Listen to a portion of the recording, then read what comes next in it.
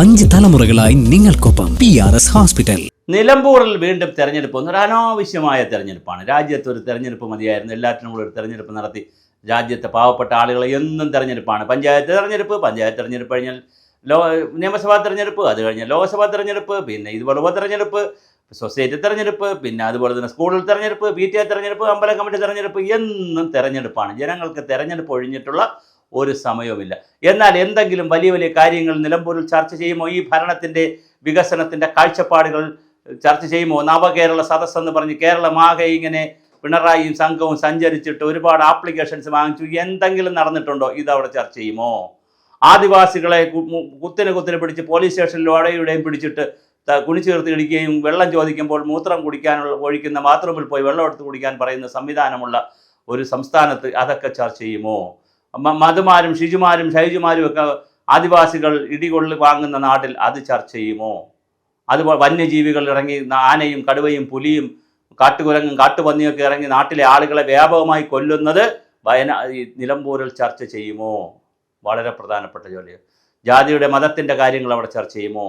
കേരളത്തിൽ മാറിക്കൊണ്ടിരിക്കുന്ന കാലാവസ്ഥയുടെ മാറ്റത്തെക്കുറിച്ച്, ആഗോള താപനത്തെക്കുറിച്ച്, കേരളത്തിൽ വരുന്ന ഉരുൾപൊട്ടലുകളെക്കുറിച്ച്, പ്രളയത്തെക്കുറിച്ച്, വെള്ളപ്പൊക്കത്തെക്കുറിച്ച് നിലമ്പൂരിൽ ചർച്ച ചെയ്യുമോ? നിലമ്പൂരിൻ്റെ അജണ്ട എന്താണ്? അല്ലാതെ അൻവർ എങ്ങോട്ട് പോയി, സ്വരാജ് എങ്ങോട്ട് നിന്നു, സ്വരാജ് പറഞ്ഞ കാര്യങ്ങൾ, ഇതൊന്നുമല്ല നമുക്കിവിടെ ചർച്ച ചെയ്യപ്പെടേണ്ടത്. ഈ രാജ്യത്തെ പട്ടിണിപ്പാവങ്ങളുടെ പ്രശ്നങ്ങൾ, കർഷകരുടെ പ്രശ്നങ്ങൾ, വിദ്യാർത്ഥികളുടെ പ്രശ്നങ്ങൾ, UK യിലും USA യിലും ഷങ്കായ് വിസയും ഒക്കെ ഇല്ലാതെ വരുമ്പോൾ നമ്മുടെ കുട്ടികൾക്ക് വിദേശത്ത് പോയി പഠിക്കാൻ കഴിയാത്ത സാഹചര്യം ഉണ്ടാകുന്നു. അത് ചർച്ച ചെയ്യുമോ? ഗൗരവമായി ചർച്ച ചെയ്യുമോ? മത തീവ്രവാദം രാജ്യത്തെന്ന പോലെ കേരളത്തിലും വലുതായി വരുന്നു. ഇത് ചർച്ച ചെയ്യുമോ? തീർച്ചയായും ഇത്തരം കാര്യങ്ങൾ ചർച്ച ചെയ്യാനുള്ള തെരഞ്ഞെടുപ്പായിരിക്കുമോ നിലമ്പൂരിൽ നടക്കേണ്ടത്. അല്ലാതെ എന്താണ് നിലമ്പൂരിൽ ചർച്ച ചെയ്യാൻ പോകുന്നത്? അൻവറിൻ്റെ രക്തസാക്ഷിത്വമോ, അൻവർ അങ്ങോട്ട് പോയതോ, അൻവർ എന്ത് പറയുന്നുവോ എന്ന് പറഞ്ഞ് എല്ലാ ചാനലുകളും അതിൻ്റെ പുറകെ നടക്കാതെ നമ്മുടെ രാജ്യത്തെ ജനാധിപത്യത്തിൻ്റെ പ്രധാനപ്പെട്ട വികസന പ്രശ്നങ്ങൾ എന്താണ്? നമ്മുടെ NH നാഷണൽ ഹൈവേ ഇപ്പോൾ പണിതു ഒരുപാട് സ്ഥലങ്ങളിൽ 66ഓളം ഇടങ്ങളിലാണ് ഇടിഞ്ഞ് പൊളിഞ്ഞ് മഴയത്ത് പോയത്. ഇനി അങ്ങനെയാണെങ്കിൽ പുതിയ സ്ഥലമെടുപ്പിന് എന്തെങ്കിലും മാനദണ്ഡം ഉണ്ടാക്കുമോ? അതനുസരിച്ച് ഏറ്റവും സുരക്ഷിതമായ റോഡ് നാഷണൽ ഹൈവേ നിർമ്മിക്കാൻ നമ്മൾ എന്തെങ്കിലും ചെയ്യുമോ? തുടങ്ങി 100,000 ചോദ്യങ്ങളാണ് നമ്മുടെ മുന്നിലുള്ളത്. ലക്ഷക്കണക്കിന് വരുന്ന ചെറുപ്പക്കാരുടെ തൊഴിലെവിടെ? ആ 100 രൂപ ശമ്പളത്തിന് വേണ്ടി, 100 രൂപ മാസം കൂട്ടിക്കിട്ടുന്നതിന് വേണ്ടി, ഒരു 3,000 രൂപ കൂട്ടിക്കിട്ടുന്നതിന് വേണ്ടി 100 ദിവസത്തിലധികമായി സമരം ചെയ്യുന്ന ആശാ വർക്കേഴ്സാവുന്ന 36,000 പേരുടെ സമരം ഒത്തുതീർപ്പാക്കുമോ? അംഗൻവാടി ടീച്ചർമാർ അവിടെ വന്ന് സമരം ചെയ്തു സെക്രട്ടറി നടയിൽ, അവർക്ക് എന്തെങ്കിലും കൂട്ടിക്കൊടുക്കുമോ? PSC ലിസ്റ്റിൽ ബാക്കി കിടക്കുന്നവരുടെ നിയമനം നടത്തുമോ?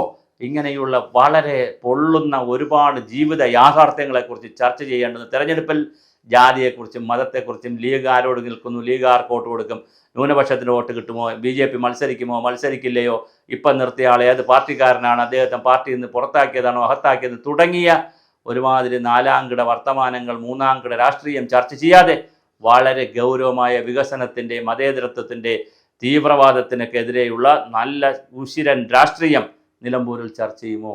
ഇതാണ് നിലമ്പൂർ ലോകത്തോട് ചോദിക്കുന്ന ചോദ്യം. നിലമ്പൂരിനോട് ഈ ലോകം ചോദിക്കുന്ന ചോദ്യം ഇതാണ്. നിങ്ങൾ ഇതൊക്കെ ചർച്ച ചെയ്യുമോ? നിങ്ങൾ സത്യസന്ധമായ രാഷ്ട്രീയം അവിടെ ചർച്ച ചെയ്യുമോ?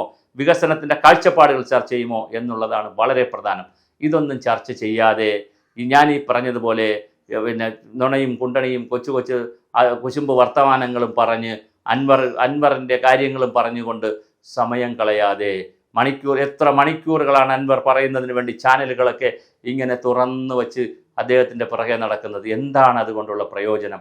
നാടിനും നാട്ടാർക്കും യാതൊരു പ്രയോജനമില്ലാതെ പോകുന്ന ഒരു തെരഞ്ഞെടുപ്പായി ഇത് മാറുമോ? ആരാണ് അവിടെ ജയിക്കാൻ പോവുക? അൻവർ കുറേ വോട്ട് പിടിച്ച് പോയത് കൊണ്ട് ആര്യാടൻ ഷൗക്കത്ത് തോറ്റു പോകുമോ? അതോ അൻവർ സ്വരാജിൻ്റെ വോട്ടുകളാണോ പിടിക്കുന്നത്? അതോ 2 ഭാഗത്തുനിന്ന് വോട്ട് പിടിച്ച് അൻവർ ജയിക്കുമോ?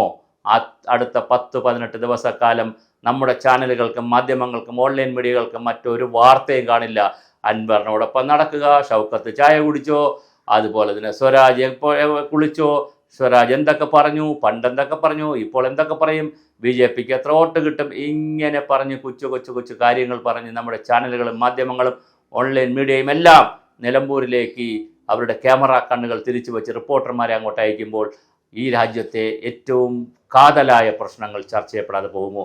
അത് ഈ തെരഞ്ഞെടുപ്പിലും ചർച്ച ചെയ്യാതെ പോകുമോ എന്നുള്ളതാണ് ഏറ്റവും പ്രധാനപ്പെട്ട ചോദ്യം. നിലമ്പൂർ തെരഞ്ഞെടുപ്പ് ഉയർത്തുന്ന ഒരുപാട് ചോദ്യങ്ങളുണ്ട്. എന്തിനാണ് ഇപ്പോൾ ഇങ്ങനെ ഒരു തിരഞ്ഞെടുപ്പ് വന്നത്? 1 വർഷമോ 1.5 വർഷമോ കാലമുള്ളപ്പോൾ ഒരു തിരഞ്ഞെടുപ്പിൻ്റെ ആവശ്യമുണ്ടോ ഈ രാജ്യത്ത് എന്നതുൾപ്പെടെയുള്ള വളരെ ഗൗരവതരമായ ചർച്ചകൾ നിലമ്പൂർ തിരഞ്ഞെടുപ്പിൽ നടക്കുമോ? അതുപോലെ തന്നെ പണത്തിന് അൻവർ പറഞ്ഞത് 7-8 കോടി രൂപ വേണമെന്നാണ് മത്സരിക്കാൻ. അങ്ങനെയാണെങ്കിൽ 4 സ്ഥാനാർത്ഥികളും കൂടി 4-8 32 അല്ലെങ്കിൽ 35 ലക്ഷം കോടി രൂപയാണ് അവിടെ മറിയാൻ പോകുന്നത്. പിന്നെ ഇലക്ഷൻ കമ്മീഷൻ്റെ പൈസ, അങ്ങനെ ഒരു 40 കോടി രൂപ മറിച്ചുകൊണ്ട് ജനങ്ങളുടെ നികുതി പണം എടുത്തുകൊണ്ട് ഈ ഒരു തിരഞ്ഞെടുപ്പ് ആവശ്യമുണ്ടോ? അങ്ങനെ പണത്തിൻ്റെയും അധികാരത്തിൻ്റെയും സമ്പത്തിൻ്റെയും അഴിമതിയുടെയും തിരഞ്ഞെടുപ്പ് നമുക്ക് എന്തിനാണ്? ഇനിയിപ്പോൾ 20 മന്ത്രിമാരും അങ്ങോട്ട് പോകും, 140 MLA ഇപ്പം തന്നെ പോയി തുടങ്ങി. രാജ്യത്തുള്ള ഒരുപാട് ആളുകൾ അവിടെ വരും. എന്തിനാണ് ഇങ്ങനെ ഒരു ചെറിയ 1 വർഷക്കാലത്തേക്ക് ഒരു തിരഞ്ഞെടുപ്പ് എന്ന് നാം ചിന്തിക്കണം. നിലമ്പൂരിലെ തിരഞ്ഞെടുപ്പ് ഉയർത്തുന്ന രാഷ്ട്രീയ മാനങ്ങൾ എന്താണ്, രാഷ്ട്രീയ അജണ്ടകൾ എന്താണ്, വികസന അജണ്ടകൾ എന്താണെന്നറിയാൻ കേരള സമൂഹത്തിന് താല്പര്യമുണ്ട്. മറ്റൊന്നും ദയവായി ചർച്ചയ്ക്ക് കൊണ്ടുവരരുത്.